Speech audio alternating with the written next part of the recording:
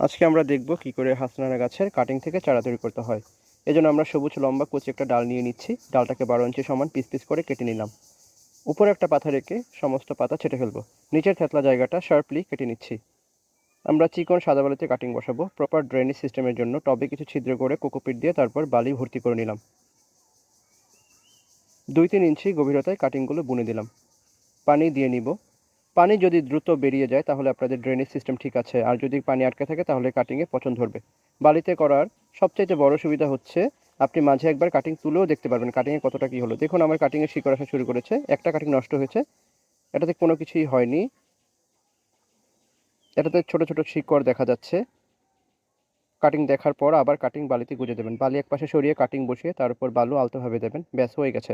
এতে তারা মোটেই ডিস্টার্ব হবে না। এটা প্রায় 1 মাস পর দেখতে পাচ্ছেন প্রচুর শিকড় হয়েছে। বাইরে থেকে স্পষ্ট দেখা যাচ্ছে। এটা এখনই কাটিং তোলার উপযুক্ত সময়। কাটিং তুলতে কিছুটা পানি দিয়ে নিন। বালিগুলো আলগা হয়ে গেলে আলতোভাবে টেনে টেনে কাটিংগুলো তুলুন। দেখতে পাচ্ছেন প্রচুর শিকড় হয়েছে।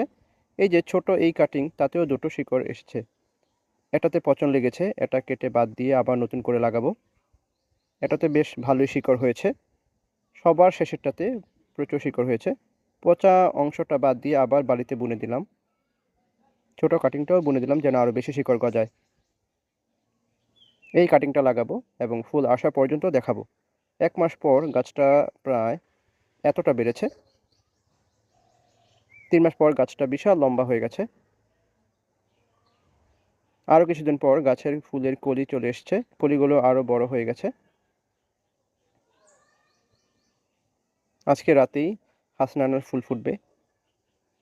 দেখতে পাচ্ছেন ফুলগুলো ফুটে গেছে। প্রচণ্ড ঘ্রাণে চারপাশ মম করছে। এটা ছিল শর্ট ভিডিও। ডিটেইলড ভিডিও ইউটিউবে পেয়ে যাবেন। ধন্যবাদ।